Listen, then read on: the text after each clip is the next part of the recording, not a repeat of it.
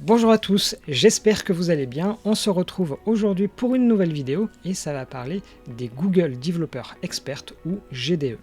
Alors la raison pour laquelle je fais cette vidéo totalement à côté des autres, c'est que je vais donner mon avis et dans Dev Café typiquement j'essaye d'éviter de le faire. Donc voilà, c'est pour ça que cette vidéo elle est un tout petit peu à part. D'ailleurs aussi, je reconnais j'ai fait un article putaclic, mais ça, bon, comme les gens ont dit, c'est le game, c'est un peu le game sur YouTube, si on veut avoir des vues, malheureusement parfois il faut être un peu obligé de mettre des titres comme ça. Honnêtement, c'est pas que j'ai envie de le faire, mais si je veux que les gens voient des vidéos, c'est un peu la manière de faire, donc je m'en excuse, je suis désolé pour ça. Bon, petite parenthèse étant fermée, c'est quoi les Google Developer Expert? Donc dans un premier temps, je vais être totalement neutre et tout vous expliquer, et ensuite je vous donnerai mon avis. Donc le programme GDE ou Google Developer Expert, ça date d'il y a quelques années et c'est un programme qui vient reconnaître les personnes de la communauté qui sont, qui sont expertes dans les technologies Google. Donc ça peut être Android, Maps, Firebase, Flutter, bref, un peu toutes les technologies possibles et imaginables. Et ces Google Developer Expert, il y en a un peu partout dans le monde. Donc l'idée, si on regarde, c'est finalement assez proche de ce que Microsoft appelle des MVP. Alors, c'est pas l'acronyme que vous pensez, mais c'est Most Valuable Professional. Donc c'est une sélection d'experts dans leur domaine. C'est exactement finalement la même chose entre les deux écosystèmes. Si on regarde des Google Developer Experts en France, il y en a exactement 4, à savoir Elaine, Horatio, Kevin, que vous voyez ici, et également Aloïs. Donc finalement, en France, on est assez bien loti parce qu'on a 4 GDE en Flutter. Et juste pour que vous ayez de quoi faire des comparaisons, il y a au total 91 GDE Flutter dans le monde, 364 GDE en général en Europe, et 1000 et quelques GDE partout dans le monde. Voilà, donc ça vous donne des proportions pour que vous puissiez voir à peu près. Si on regarde donc les technologies sur lesquelles on peut devenir GDE, ça peut être Android, le Google Play, les techno-cloud, ça peut être du Flutter, etc., etc. Et du coup, qu'est-ce que ça permet d'obtenir ce statut de GDE? Donc ça va vous permettre d'une part d'avoir un badge qui va finalement reconnaître votre statut. Vous allez avoir la possibilité d'avoir accès en priorité aux Googlers pour leur parler. Donc parfois ça peut être avoir des fonctionnalités en avance ou ça peut être discuter d'un problème que vous avez. Ça va vous permettre aussi d'être invité à des événements Google. Donc je sais que typiquement chaque année il y a un événement GDE. Alors avec le bière virus, je ne sais pas si c'est toujours le cas, mais normalement il y en a un. Et ensuite, potentiellement, quand vous allez vouloir faire des conférences, eh bien, vous allez être sponsorisé pour les déplacements. Alors ça, c'est pas obligatoire, hein. Il faut faire attention là-dessus. Il y a un budget et c'est pas illimité. Et typiquement, l'idée de ça, c'est de se dire, s'il y a un GDE en France et il y a un GDE en Allemagne, peut-être que dans une conférence en Allemagne, autant faire venir le GDE allemand plutôt que de faire venir le GDE français qui va coûter de l'argent. C'est ce genre de problématique qu'il y a derrière. Autre chose à savoir aussi, tous les Google Developer Experts ne travaillent pas pour Google et également ils font ça bénévolement sur leur temps libre. Potentiellement, les employeurs peuvent aider à ce qu'ils créent du contenu, mais là-dessus, ça dépend de chacun.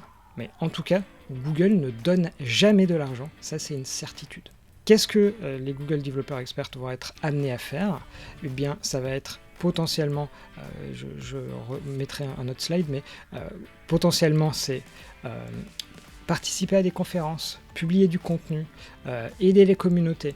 Bref, c'est tout cet aspect-là. C'est pas uniquement se dire je suis un expert et j'ai juste un statut. Non, c'est vraiment contribuer. Et pour vous expliquer, en fait, chaque fin de mois, normalement, il faut remplir exactement ce que l'on a fait. Et si on ne fait rien, au bout d'un moment, on perd le statut. Normalement, au bout d'un an, ce statut est révisé. A priori, dans les faits, c'est pas nécessairement le cas. Mais vous êtes obligé, une fois que vous êtes GDE, de produire du contenu, de participer. Donc c'est quelque chose de très très important. Et donc du coup, comment est-ce qu'on fait pour devenir GDE? Alors tout simplement, il faut connaître la techno en question, ça paraît assez logique. Et ensuite, il y a différentes manières en termes de contenu, qui est possible d'avoir produit.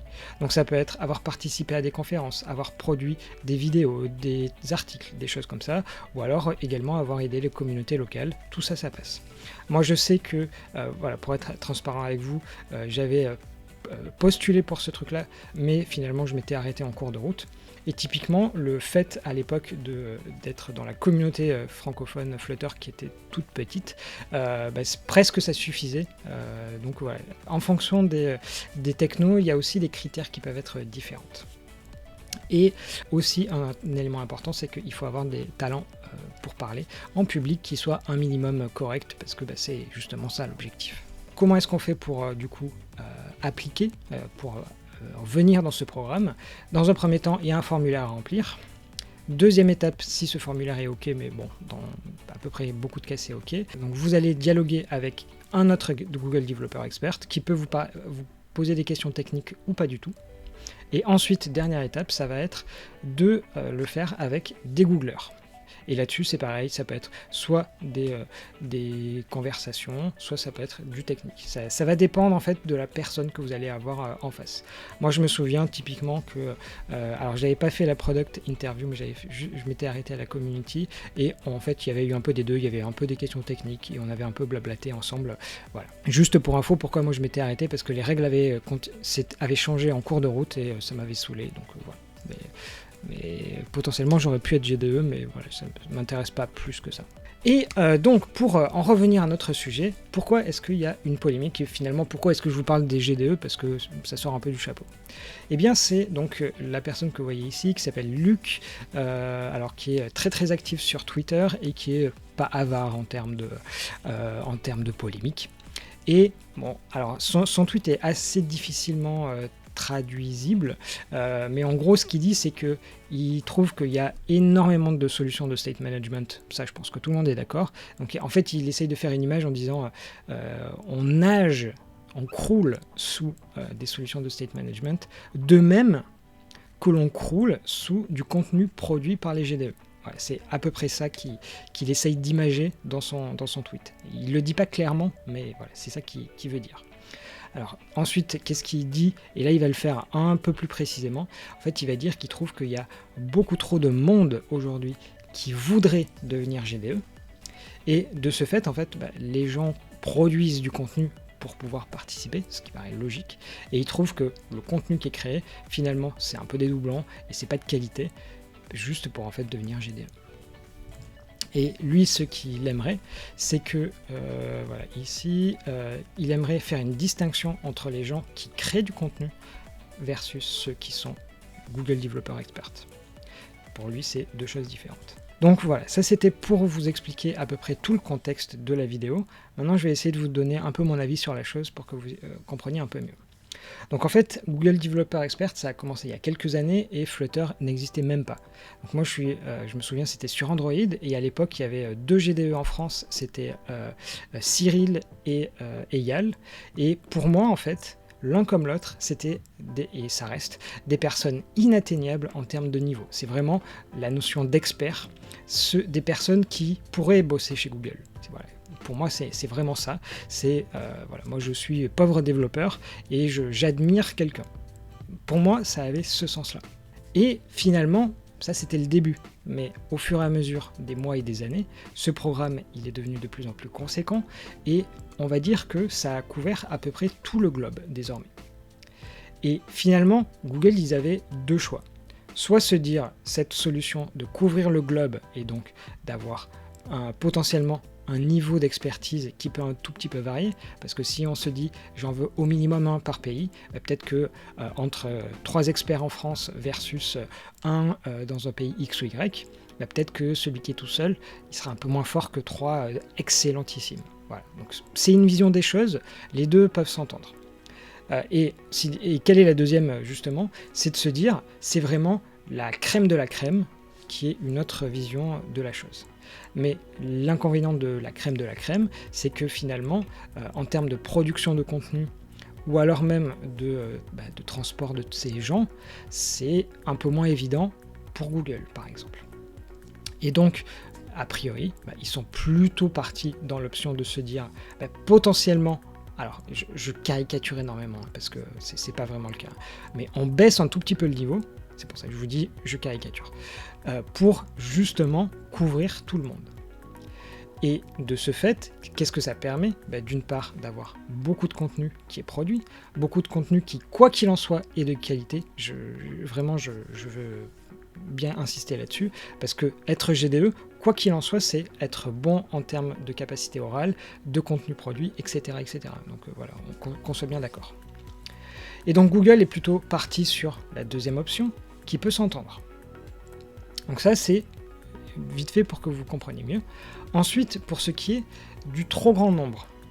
Alors là-dessus, moi j'ai une idée en fait de la raison pour laquelle potentiellement il y a trop de gens qui veulent rentrer dans ce truc-là. Alors déjà, on peut se dire, c'est suite au succès des différentes technos Google, ce qui est plutôt un bon truc. Mais en fait, la raison, je pense que en fait, si on regarde côté Microsoft, il y a une distinction entre des développeurs qui peuvent obtenir une certification, et ensuite le programme MVP qui est vraiment la crème de la crème. Alors que si on regarde, alors je parle de Flutter parce qu'Android c'est un peu différent, si on regarde Flutter aujourd'hui, eh bien on n'a pas de certification quand on est développeur. Donc potentiellement se déclarer expert Flutter, ça veut tout et rien dire. Donc finalement, être Google Developer Expert, quand on va se vendre, typiquement moi qui suis freelance, si j'étais GDE, je pense que ça me permettrait de me vendre un peu plus cher par exemple. Et c'est là où je pense qu'aujourd'hui il y a un petit problème, c'est qu'il manque cette étape de certification pour dire on reconnaît les gens parce qu'ils ont des compétences et en plus de ça, on a un autre niveau. Et par ailleurs, je pense que là où il y a aussi un problème, c'est en termes de sémantique. Parce qu'on appelle ça des Google Developer Experts. Et je pense que cette notion d'expertise, finalement, tout le monde, tous les développeurs Flutter par exemple, qui font du Flutter depuis plusieurs années, sont devenus des experts. Mais ils ne sont pas GDE. Donc ils ont envie de participer au programme. Donc qu'est-ce qu'ils font ? Ça fait énormément de candidatures, énormément de contenu qui est créé pour justement participer à ce truc-là. C'est là où justement ça se mord un tout petit peu la queue. Et de mon côté, je pense qu'il y aurait deux choses à faire. D'une part, créer une certification. Et deuxièmement, peut-être renommer, pour pas appeler ça expert, mais alors je ne sais pas quel est le bon terme, mais faire bien la distinction, histoire que les gens comprennent bien. Donc ça, c'est mon avis sur ce programme-là. Comme lui le dit, est-ce que c'est dérangeant finalement qu'il y ait autant de contenu qui soit créé ? Moi, j'ai pas l'impression que ce soit un mal, parce que finalement, quand quelqu'un crée du contenu, il explique avec ses mots. Il va décrire des choses. Et peut-être que quelqu'un, moi par exemple je fais des tutos en ce moment vidéo, peut-être que quelqu'un va mieux me comprendre, mais peut-être que quelqu'un d'autre comprendra mieux une deuxième personne. Donc c'est pas parce que la thématique est identique que c'est forcément un mal que le contenu soit dupliqué. Et bon, après, on va pas se cacher, pour Google, c'est aussi un très bon moyen d'avoir énormément de contenu. Donc, forcément, ça noie un tout petit peu le poisson. Voilà, et typiquement, ça permet, j'en sais rien, si je prends Xamarin à côté, ça noie Xamarin parce que tout le monde parle de Flutter, plutôt que d'avoir peu d'articles dessus. Donc, c'est finalement, si on regarde implicitement, quelque chose de très positif. Mais donc aujourd'hui, est-ce que le programme GDE a un problème, comme lui essaye de nous le dire ? Moi, la réponse, clairement, je ne pense pas. C'est faux et c'est putaclic de faire ce qu'il a fait. Par contre, est-ce qu'il pourrait y avoir des améliorations ? La réponse est oui, et je vous les ai données. Donc maintenant, ce que je vous propose, c'est dans les commentaires, peut-être vous me donniez vos avis là-dessus. Peut-être que vous aviez déjà postulé pour être GDE. Dites-le moi. Voilà, comme je vous ai indiqué tout à l'heure, moi j'avais commencé à faire le programme et ça m'avait saoulé. Donc je m'étais arrêté là. Mais parce que moi j'estime que justement ma vision c'est que les GDE c'est comme je disais c'était Eyal et Cyril ma cible et même en Flutter très clairement je suis pas à leur niveau, donc c'est pour ça que je préférais c'est pour ça que quand les règles ont un peu changé sur le programme j'ai arrêté. Et surtout, au niveau de la certification, un truc que j'ai oublié de vous dire, c'est qu'en fait sur Android, il existe des certifications, mais là aussi c'est un tout petit peu critiquable parce que ces certifications ne sont valables que pour les débutants s'ils suivent le cours de Google. Donc c'est dommage, parce que là, on aimerait peut-être des certifications un peu plus haut niveau, comme le fait Microsoft. Voilà. Donc c'était tout ce que je voulais vous dire sur ce sujet qui est relativement passionnant. J'espère que la petite vidéo vous a plu. Surtout n'hésitez pas à me partager ce que vous pensez du programme GDE. Est-ce que vous avez envie d'y postuler? Est-ce que au contraire pas du tout? Donc voilà, n'hésitez pas à me dire tout ça. Je vous laisse aujourd'hui pour ces vidéos, ça fait déjà la 3e, on va s'arrêter un tout petit peu là. Mais rassurez-vous, on va se retrouver demain matin pour Dev Café comme à notre habitude. Et je vous souhaite une bonne soirée et je vous dis à bientôt.